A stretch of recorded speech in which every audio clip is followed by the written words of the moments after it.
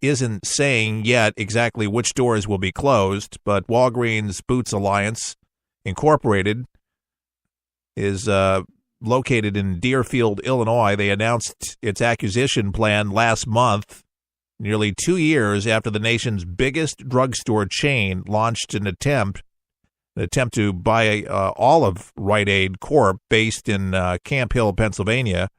Regulators balked at the bigger deal. So the store's closings will start next spring, and I understand it'll be completed over 18 months.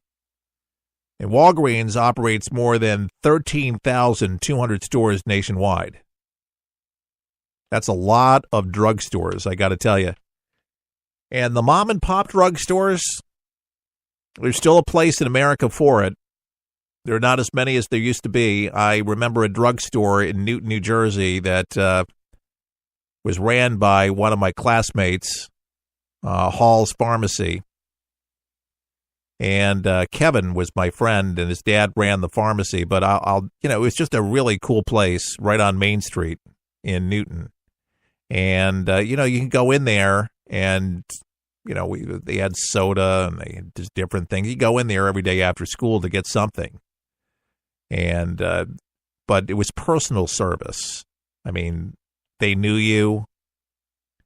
Everybody who was in the door, he would know your name and pretty much knew your history.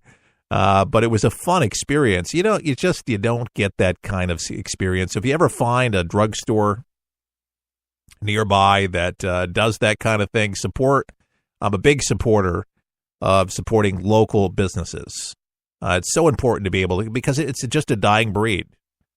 There's a pharmacy not too far from where I live, and I'm thinking about stopping in. I didn't even realize it. I was exercising nearby. I think it's not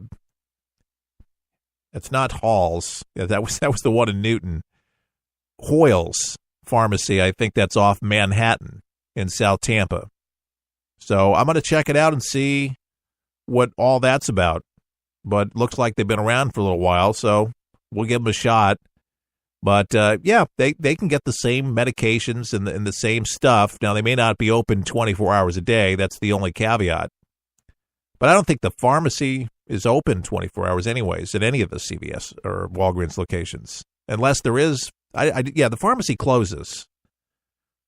Yeah, it's not 24 hours. If you have one that's 24 hours, that's cool. But I think they do shut the window. And who else has got into the pharmaceuticals? And I'm just not a huge shopper. And if you shop at Walmart, I'm not dissing you, but they have pharmacies. How I know that? I had to go in to find insulin for my brother-in-law several weeks ago, and I had to drive to a Walmart that actually had the insulin, and it was in Oldsmar. So I had to drive like 25, 30 minutes, there to get it. But these things are giant. So they've cut in. Man, Walmart, there's not a single thing there at that Walmart that they don't do. Vision. I mean, you can get married at a Walmart. Actually, people have. There's a website. It's so bizarre. Peopleofwalmart.com. You gotta check it out. Everything and anything that you could ever imagine that happens inside of a Walmart, but peopleofwalmart.com. Check it out. It's kind of hilarious. And, you have to just kind of laugh at it and just kind of shake your head. But when a Walmart's everywhere, I mean, it's just everywhere. And I'll tell you, they do pretty good, for the holidays, especially if you're looking for cheap stuff, cheaper. They have these big sales going on, and man, they know how to market. You got to give it to them. I was not very happy, in years past when Walmart would swallow up Main Street, and now it's just kind of like accepted. It's kind of sad that we have, really.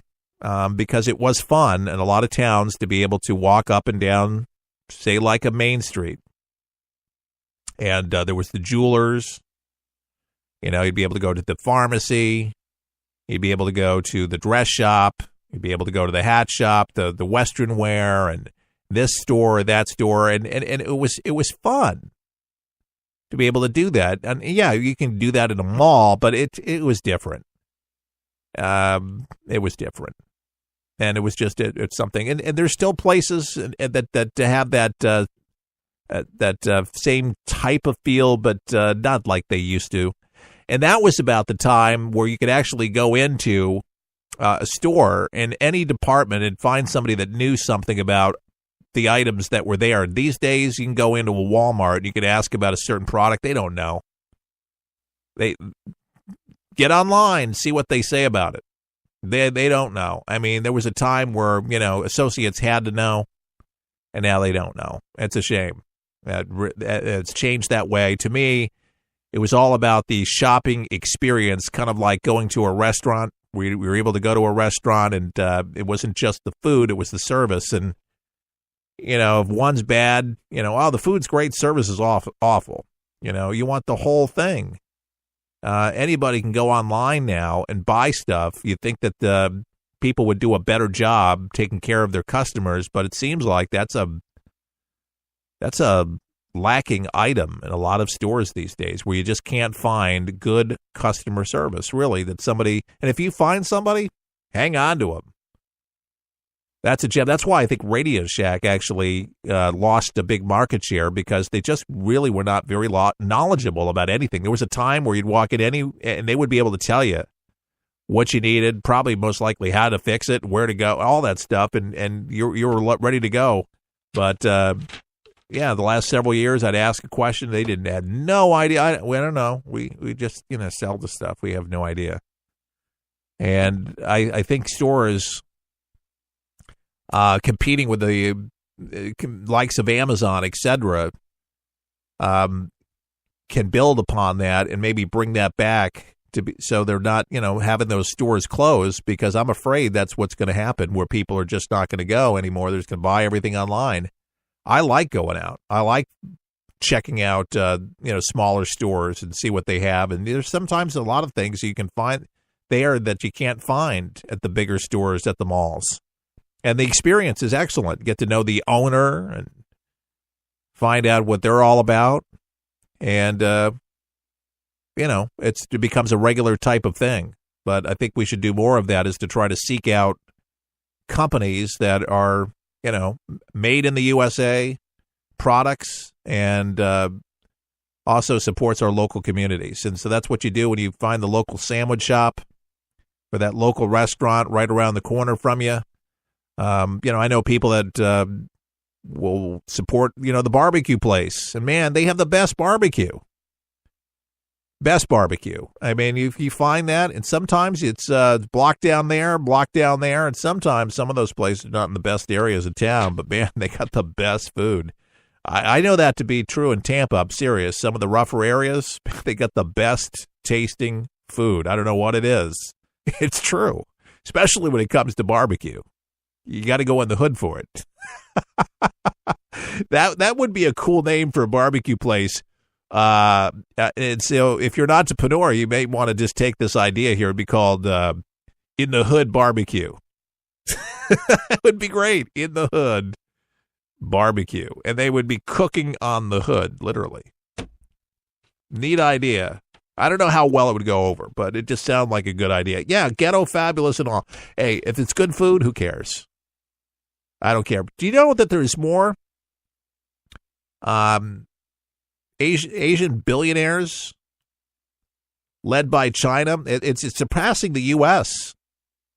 for the first time, as the world's wealthiest individuals are on a roll. According to Fox Business, billionaires' wealth increased 17% to $6 trillion in 2016 after a decline the previous year, according to PricewaterhouseCoopers.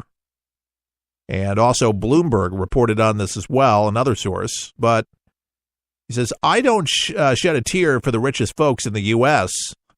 American billionaires still control the most wealth at $2.8 trillion. The gain in total billionaire wealth was twice the 8.5% increase, according to the AC World Index. Asia's economic expansion saw an average a new billionaire created in the region every other day. Should that pace continue, Asia would overtake the U.S. as the world's largest concentration of wealth in 4 years. The Swiss bank and the auditing firm said in an analysis of data from roughly 1,550 billionaires. How fast billionaires' wealth grows in Asia will depend in part on how the state-driven investment in China replaced with the other sources of capital.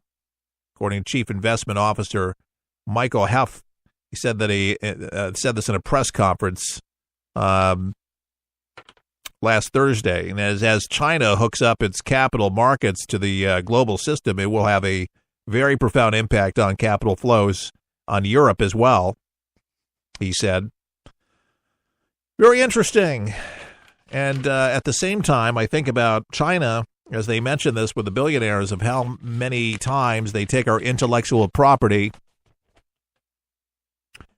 crack the hood open, and put their name on it. That happens all the time in China. Oh, spin-offs of everything that you can imagine, from automobiles to electronics. And this is one of our greatest trading partners, and they still get away with it. Intellectual property. Sad story, but it's true. And they've been cooking their currencies for so many different years, so God knows how much that stuff is real.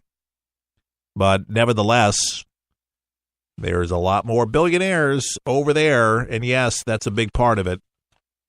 Yeah, they build a lot of good electronics, and they build a lot of good stuff, but unfortunately, they take our items and they rework it, and it adds to the economy, and I think it adds to a lot of those numbers. Remember the big problem with the steel that China was selling to us, the weak stuff? Yeah, it was falling apart. And then they were selling us the shoddy drywall. Remember that several years ago? That was molding. Yeah, we got a lot of that stuff here with the builders in Florida where we have high humidity levels. It wasn't working out too well over here. It was pretty bad stuff, yeah. This is what we're still dealing with. Yeah, it was molding out, making people sick and all. I haven't heard anything recently, so hopefully they've corrected that, but you still hear about toys with lead paint coming from China and all sorts of crazy stuff. You got to be careful. That's why I say American made, baby. American made. You got to be careful. President Trump is directing his health department and human services to declare the opioid crisis nationwide, according to the public health emergency, under the Public Health Service Act. And that's according to senior White House officials who are not authorized to publicly disclose plans before the announcement, but it's already been made. It's already happened. It's out there today. This declaration is long overdue, folks. The opioid addiction in the United States has killed tens of thousands of people. It is likened to heroin. And when I say deaths, more than 90 Americans die after overdosing on opioids every day. This is according to the National Institute on Drug Abuse. Hear that again. Every day, more than 90 Americans die after overdosing on opioids. That's why this is an epidemic, folks. Opioids are a class of drugs that include the illegal drug heroin, synthetic opioids such as fentanyl, and pain relievers available legally by prescription, such as oxycodone, hydrocodone, Vicodin, codeine, morphine, and many others. The long-term use can put someone at risk for addiction, even if the substance is used as prescribed. You might be on it. Many people who use opioids will develop a tolerance to them, according to experts. And they say that a phenomenon that can trigger the cycle of addiction, this means that the same amount of the drug no longer has the same effect as it once did. When this occurs, people routinely take more and more of the substance to elicit the desired response. With ever-increasing dosing places one at a greater risk for the overdose. St. Johns County